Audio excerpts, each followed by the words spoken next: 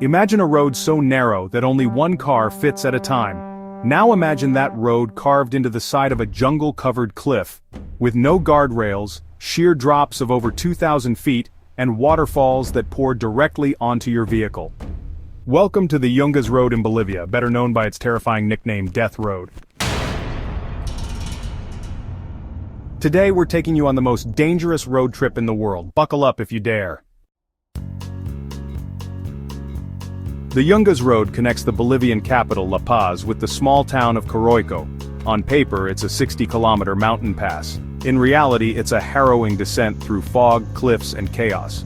Over 300 people died here every year at one point, and it's been called the most dangerous road on Earth by the Inter-American Development Bank. But what makes it so deadly? First, the road is barely wide enough for one vehicle, yet for decades it served as a two-way highway.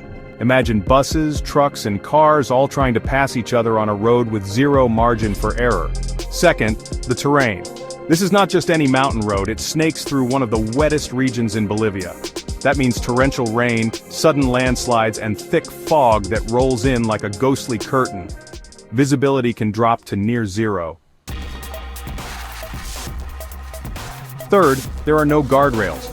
If you make a mistake, a skid, a turn taken too fast, or a misjudged maneuver, there is nothing to stop you from plunging into the jungle abyss below. And if that wasn't enough, waterfalls crash directly onto the road from the cliffs above. That's right, actual waterfalls. They drench the surface, erode the edges, and sometimes flood parts of the road entirely. Here's another twist. Bolivia normally drives on the right side of the road, but on the Death Road, you're required to drive on the left. Why? So that drivers can get a better view of the outer edge and make judgment calls about how close they are to oblivion.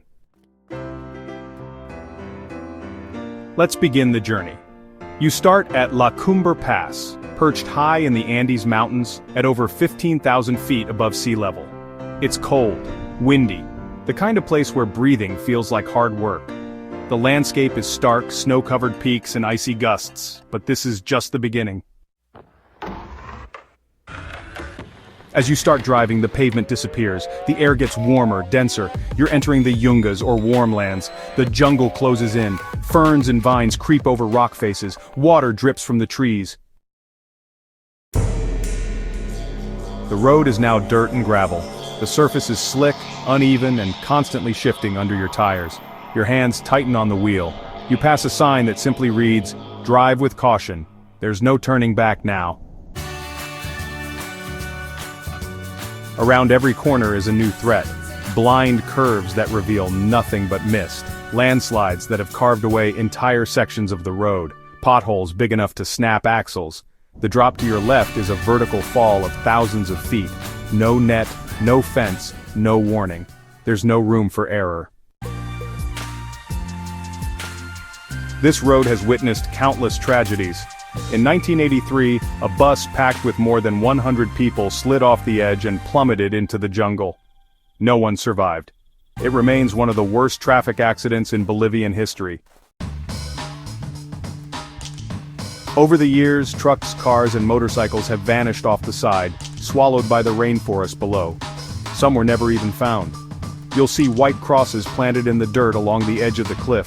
Humble memorials marking where vehicles went over. Some are old, their paint chipped away by the rain, others look recent. Truck drivers tell stories of backing up for miles when they met another vehicle and had no space to pass. Sometimes the vehicle on the cliffside didn't make it. And yet, people still come. Today, the Death Road is no longer the main route for vehicles. A new paved road with guardrails and tunnels was opened in 2006. It's safer, faster, and used by most commercial traffic. But Death Road has been reborn as something else entirely, a mecca for extreme cyclists. Thousands of mountain bikers come here every year to take on the ultimate downhill ride. They start at the same high-altitude La Cumbre Pass and descend over 11,000 feet to the lowland jungle. That's right, they ride bikes down the most dangerous road in the world. It's thrilling, it's breathtaking, and yes, it's risky. Dozens of cyclists have died here over the years. One wrong move, one distraction, and you can fall. Tour guides give safety briefings before the ride begins. Don't look down, they say. Don't race. Keep distance. Respect the road. The ride begins in freezing cold and ends in tropical heat. You'll pass through cloud forest, catch glimpses of waterfalls, and hear nothing but your breath, your tires, and the roar of nature around you. For some, it's a spiritual experience. For others, a test of nerve. For everyone who completes it, it's a badge of honor. But even without traffic, this road hasn't lost its edge. Nature still has the final word here. The region is prone to heavy rainfall and seismic activity. That means landslides are a constant threat. Rockfalls can occur without warning.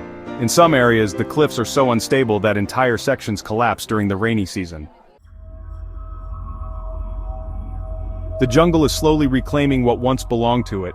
Trees sprout right in the middle of the road. Moss blankets the rocks and ferns dangle from the ledges. It's like nature is taking back its territory.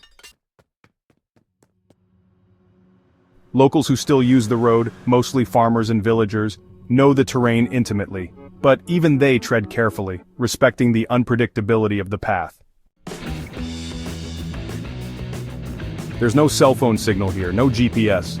If something goes wrong, you're on your own. It's a place where you truly feel the isolation.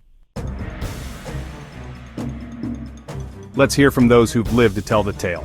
Jake, a 28-year-old traveler from the UK, said, Jake, VO. I was biking down Death Road when I saw someone lose control on a turn. He slid straight toward the edge. Luckily, a small tree stopped him. If it hadn't been there, we'd have lost him. Lucia, a Bolivian from La Paz, shared, Lucia, VO. My uncle drove trucks along the Yungas in the 80s. He said every month there was a new accident. He once spent the night on the road because he refused to pass another truck in the fog. He waited until morning. An Australian couple we spoke to recalled, Australian couple, VO. We rented a 4x4 and did the drive ourselves. It was the most beautiful and terrifying thing we've ever done. At one point we had to reverse for half a kilometer because a local truck needed to pass. Our hands were shaking the whole time. Everyone who experiences the road says the same thing. It's not just a drive, it's a psychological journey. You're constantly aware of your mortality. Your adrenaline is dialed to 10. Every decision matters. So why do people keep coming? Because Death Road represents something rare in today's world, raw adventure. In an era of padded walls and safety nets, this place reminds us that the earth still has teeth. It reminds us that danger can be breathtaking. That the line between beauty and fear is thinner than we think. And for some, facing that line even for a moment is worth everything. It's not about being reckless, it's about confronting the edge, respecting it, and walking away changed. The Death Road is many things. A relic of a time when engineering met its limits, a graveyard for the unlucky, a symbol of human resilience, a thrill-seeker's dream. But above all, it's a reminder that sometimes the most unforgettable roads are the ones that test us the most. Would you take this road trip? Would you brave the fog, the cliffs, and the silence of the jungle? Let us know in the comments below. And if you like this journey, give the video a like, subscribe for more adventure-driven content, and hit the bell so you don't miss what's next. Until then, travel smart, drive safe, and never underestimate the road less traveled.